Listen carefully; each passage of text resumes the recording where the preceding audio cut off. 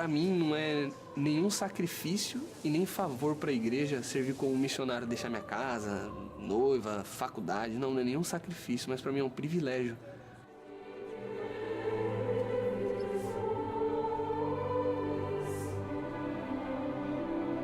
Eu sou americano. Então, quando eu soube que eu ia vir pra cá, eu pensei, puxa, onde fica este lugar? Nem sabia. Eu sabia que ficava no Brasil. E eu sempre queria servir fora dos Estados Unidos, aprender um outro idioma, talvez conhecer uma outra cultura.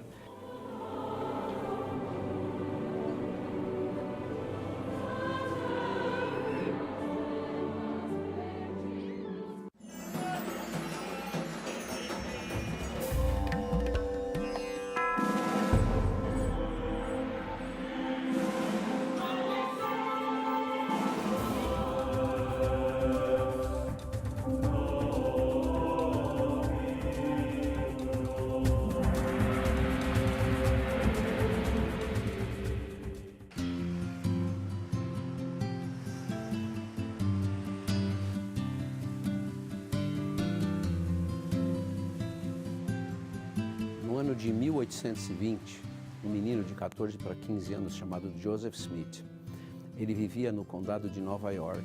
E naquela época houve um movimento grande religioso e várias religiões atraindo pessoas para cada uma da sua organização. E Joseph Smith, vendo isso, ficou um pouco confuso. Ele disse, como que tem tantas religiões? Eu gostaria de saber qual é a religião verdadeira. E ele orou para saber qual daquelas igrejas ele devia filiar-se. E foi dito a ele que era para ele esperar. Depois disso, do período de 1820 até 1830, Joseph Smith recebeu algumas visitas de seres celestiais, anjos, que ensinaram e deram instruções para ele.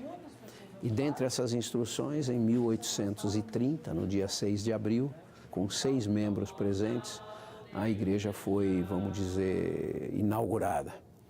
E daí para frente ela vem crescendo. Hoje tem mais de 15 milhões de membros espalhados pelo mundo inteiro. São mais de 170 países onde a igreja está.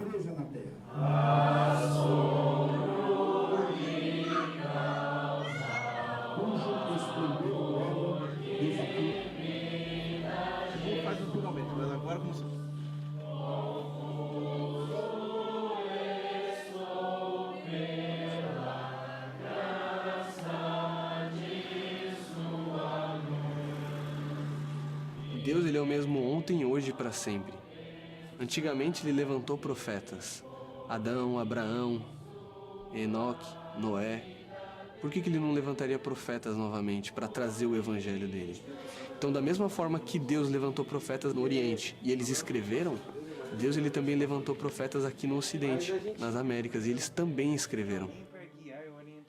Com os registros que os profetas aqui nas Américas escreveram, um dia, quando eles decidiram, ou eles não decidiram, mas receberam a revelação para esconder esses registros, porque se eles não escondessem, iam ser perdidos.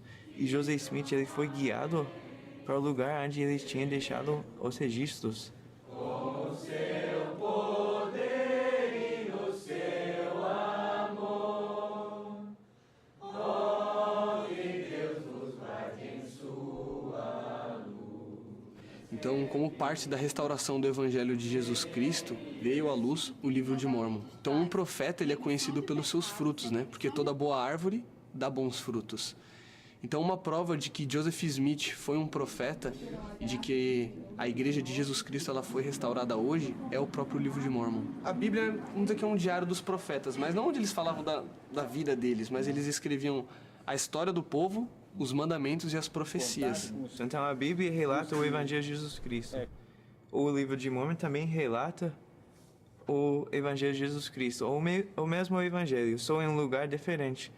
A Bíblia foi escrita em Jerusalém e o livro de Mórmon foi escrito aqui nas Américas.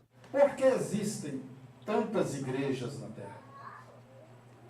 A minha irmã fez uma pesquisa e ela descobriu aproximadamente 3.300 igrejas cristãs usando a Bíblia. Todas essas igrejas representam Jesus Cristo aqui na Terra? Ou apenas uma igreja representa Jesus Cristo na terra? Os Mormons são os santos dos últimos dias, ou os membros da Igreja de Jesus Cristo dos Santos dos Últimos Dias. Mormon é um apelido por causa do livro que nós utilizamos, o livro de Mormon. Na Bíblia mesmo, né, Paulo ele chama os membros da igreja de santos, né? Então são como os membros, né? Então a igreja de Jesus Cristo, porque é de Jesus Cristo, dos santos, que são os membros, nos últimos dias, em preparação para a segunda vinda de Jesus Cristo, que a gente sabe que está nos últimos dias, os sinais estão aí.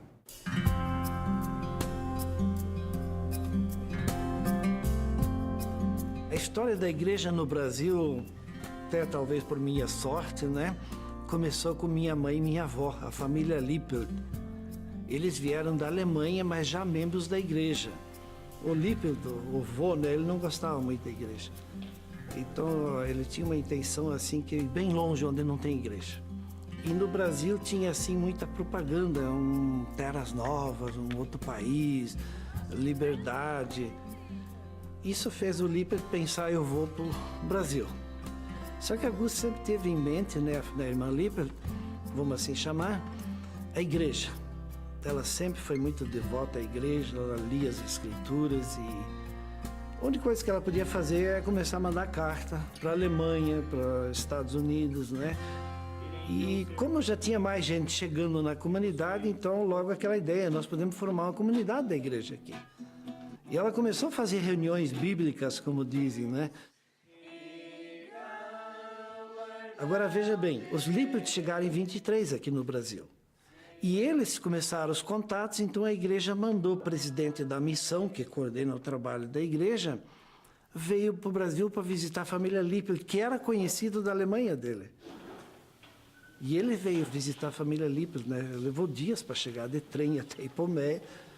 E aí é que a gente diz assim que foi feita a primeira reunião da igreja, com sacramento, com uma autoridade da igreja presente, né? Irem no exemplo de Cristo. Ele é o caminho, Ele é a verdade, Ele é a vida. Bem-vindos à Igreja de Jesus Cristo dos Santos dos Últimos Dias. A Igreja de Jesus Cristo dos Santos dos Últimos Dias, o nome diz, é uma igreja cristã. Nós acreditamos na mesma organização divina, que nós chamamos a igreja, que Cristo organizou quando estava aqui na Terra. Ele organizou uma igreja com um profeta, 12 apóstolos e outros líderes. E nós temos a mesma estrutura na igreja hoje. E nós acreditamos que Deus tem um plano, que nós chamamos plano de salvação. E que tudo que Ele faz nesse plano é para que as famílias possam estar unidas para toda a eternidade. Nós acreditamos na eternidade da família. Então, se você perguntar para mim, me dá duas crenças básicas, eu vou te dizer, nós cremos em Cristo e nós cremos na família. Nós acreditamos que a família é uma organização eterna. A família está sobre tudo, né? A igreja tem uma declaração mundial sobre a família, porque diante do Pai Celestial, né? Nós somos filhos do Pai Celestial, tanto o homem como a mulher. E o que o Pai Celestial espera de nós, tudo que a gente vê pelas Escrituras, é que a gente seja uma família, marido e mulher, casados legitimamente, né? E que tenham filhos. E eu acho que a grande alegria está nisso. Sou um filho de Deus, por Ele estou aqui. Como nós sabemos que a nossa vida é eterna e continua depois da morte, seria muito ingrato pensar só em mim, né? Os laços familiares poderão continuar com essa família. Por isso eu acho que nós somos a única igreja hoje que trabalha mais essa questão da genealogia. Nós temos um grande centro de dados, porque nós acreditamos que o Evangelho de Jesus Cristo deve ser ensinado a todos. E isso não é só ensinado aqui na Terra, no mundo espiritual continua. Em cada capela nossa existe um centro genealógico, vamos dizer assim, para ficar mais fácil de entender. Não só os membros da igreja têm acesso. Qualquer pessoa pode ir na nossa capela. Nós, de vez em quando, encontramos pessoas que vêm porque elas estão traçando a sua árvore genealógica e elas sabem que o maior acervo genealógico do mundo é o da igreja. Então elas vêm e procuram a igreja.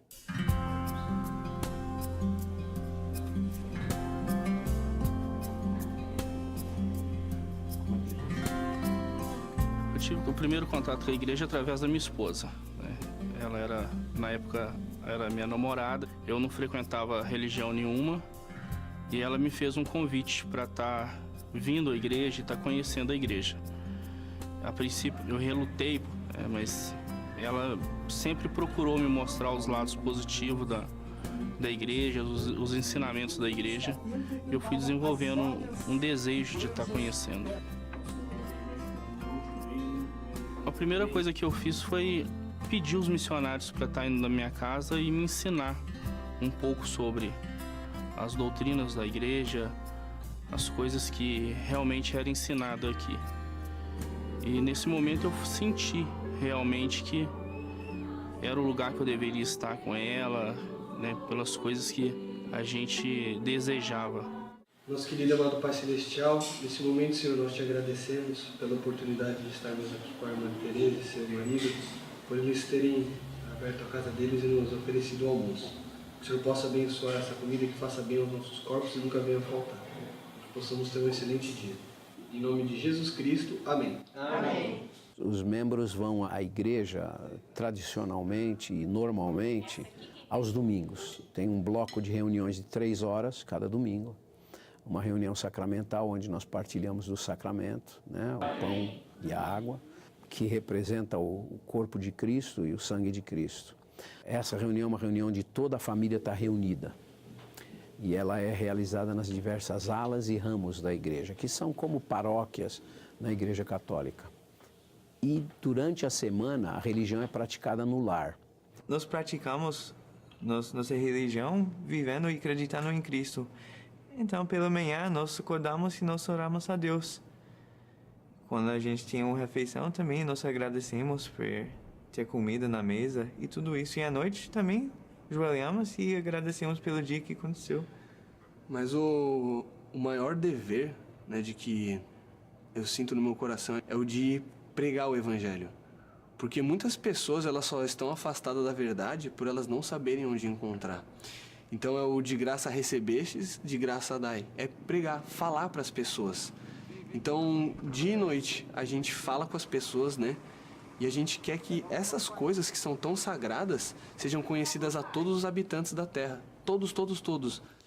Então, os missionários são rapazes e moças.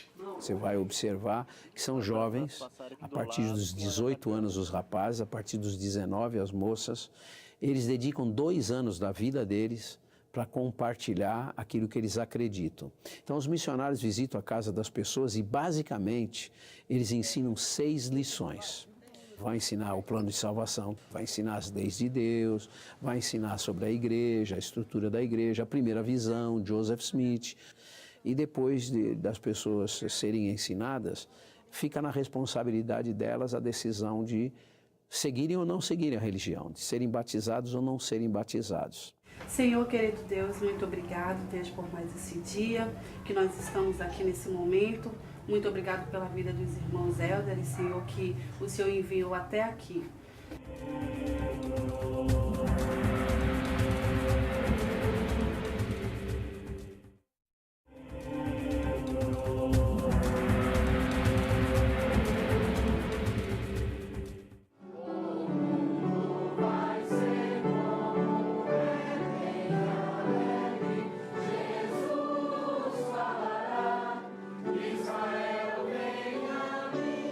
Quando eu soube que eu ia vir fazer missão aqui na Amazônia, eu pulei de alegria.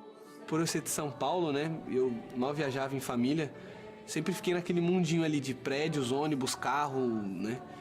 Mas ao vir saber que ia ser na Amazônia, eu fiquei muito feliz que eu ia aprender muitas outras coisas. E também aqui é conhecido pelo povo ser de um coração muito aberto, ser muito amoroso e bem receptivo.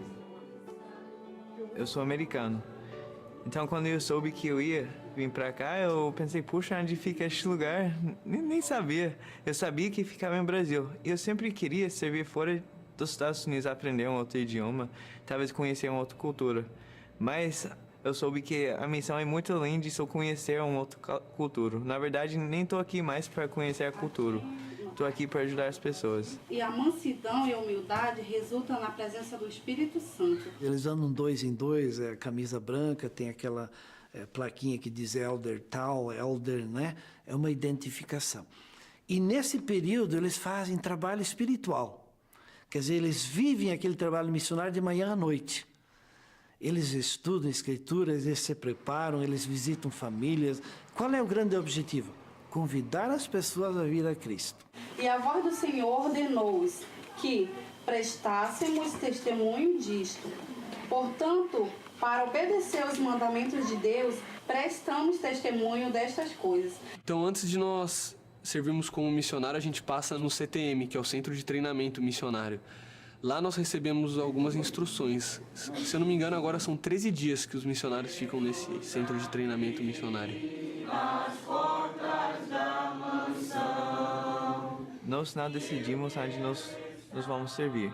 Então quem que decide são os profetas e os apóstolos da igreja. Eles oram e mandam a gente pelos lugares onde nós precisamos servir, onde as pessoas já estão prontas para receber os missionários, naquele missionário, naquele local. Por meio de revelação, né? Então, a mensagem que eu preparei para vocês hoje, que eu gostaria de compartilhar, é sobre a importância de nós edificarmos nossa vida num firme alicerce, né? Um alicerce de Jesus Cristo. O nosso profeta de hoje é o presidente Thomas S. Monson. Ele está nos Estados Unidos, né? Faz tempo já que ele está no Quórum dos Apóstolos, já é um dos mais antigos. Então, se o nosso profeta morrer hoje, o próximo vai assumir, que está entre os 12 apóstolos. Nós acreditamos que todos os chamados na igreja são por inspiração divina. O líder que tem a responsabilidade de dar um cargo para alguém, ele vai orar, ele vai jejuar para receber inspiração divina. Quem é a pessoa que Deus quer que tenha aquele chamado por um tempo, ou um cargo por um tempo?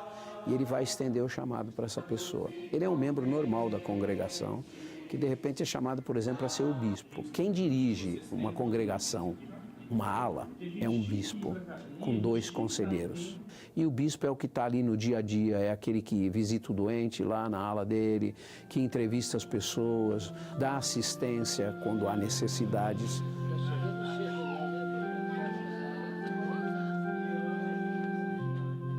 Nós temos 2 tipos de estrutura física, as capelas e os templos. As capelas são o que nós chamamos de casa de oração, vamos dizer, e de atividades da igreja. Então a capela é aberta ao público. Quem quiser entrar na capela pode entrar, não importa.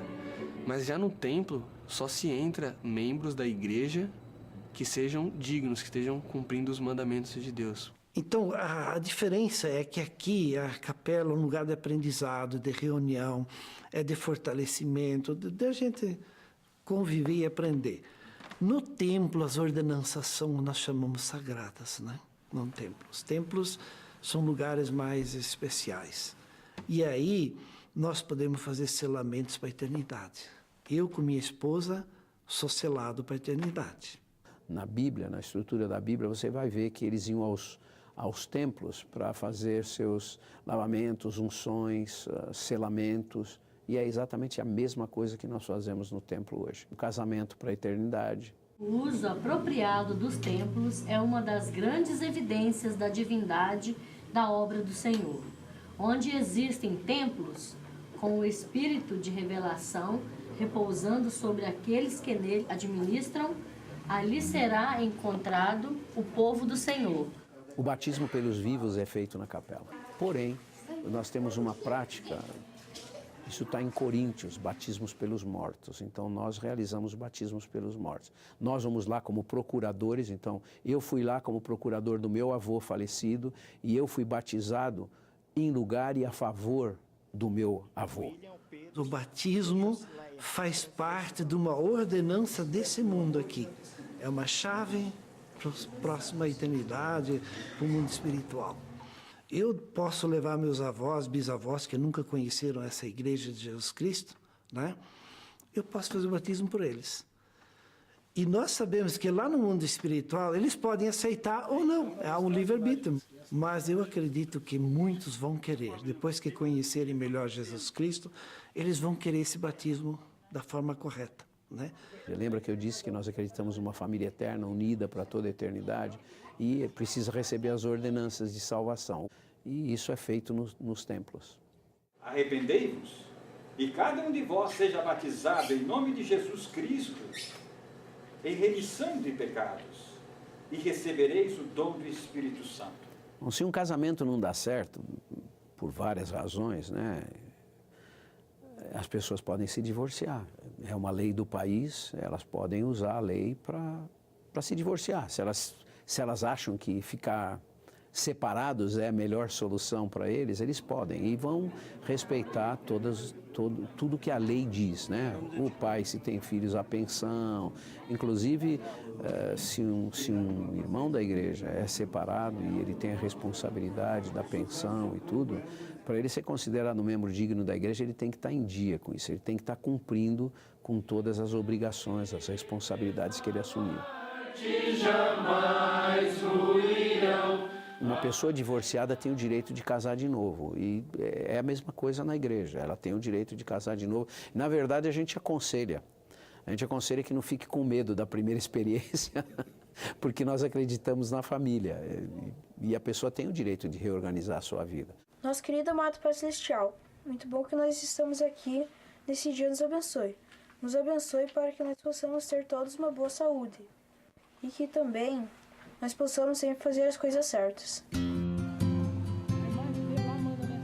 Eu até brinco que, assim, eu tinha uma vida normal. Eu não era muito de sair. E o que mudou na minha vida, principalmente depois que eu vim para a igreja, foi os ensinamentos, né? Então, isso eu acho que fez, assim, muita diferença na minha vida. Tratar mesmo com o próximo sempre com uma retidão. A gente fala com muita gente, sabe? A gente traz as pessoas na igreja, a gente conversa com muitas pessoas. Mas os momentos mais especiais são quando algumas pessoas em específico, elas dizem, né? Quando a gente chega na casa delas e fala, eu tava orando por vocês. Vocês são a resposta da minha oração. E quando algo como isso acontece, o coração ele se enche de alegria. Mas que eu vou recordar, que eu vou lembrar para sempre são os momentos que eu pude sentir mais o espírito, o amor que as pessoas têm.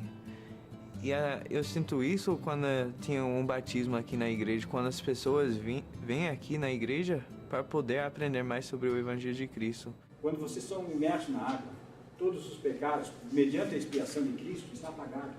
Quando vocês estão surgindo na água, são como as criancinhas sem nenhum pecado, limpo, completamente limpo, porque aquele que está realizando essa ordenança tem esse poder, tem essa autoridade que vem de Deus.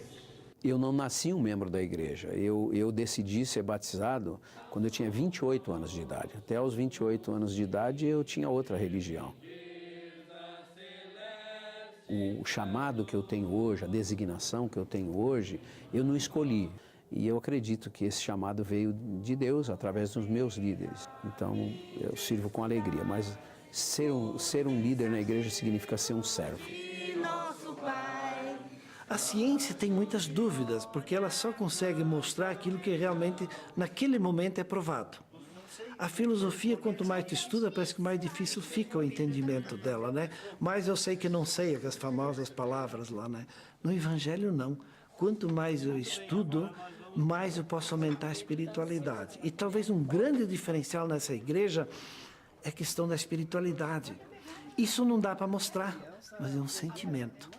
Não me é proibido ver Jesus Cristo, ver anjos. Se for preciso, posso, né? Se for preciso, por que não? Tantas histórias no mundo, né, que viram anjo, viram Jesus Cristo. Não nos é proibido. Agora, quando você evolui na parte espiritual, você vai entender mais, vai crescer. E tu vai querer buscar mais. Querido amado Pai Celestial, com um grande prazer, Senhor, nós chegamos nesse momento à frente de Ti, Senhor, para lhe agradecer pelas pessoas que nós estão junto conosco. E lhe agradecer, Pai, por nós termos um lar e termos uma vida feliz e uma vida saudável aqui na Terra. Uma das coisas que eu mais vou lembrar de recordação aqui da missão é de que quando eu abri a carta, né, falando Missão Brasil Manaus, eu, Helder Valiati, não conhecia ninguém no Amazonas, no Acre, Roraima, Rondônia, né, que poderia me amar como as pessoas da minha família me amavam. Mas Deus conhecia e eu encontrei essas pessoas que realmente me amaram, né? E eu pude demonstrar o meu amor por elas servindo, só servindo. O Evangelho Evangelho pleno de Jesus.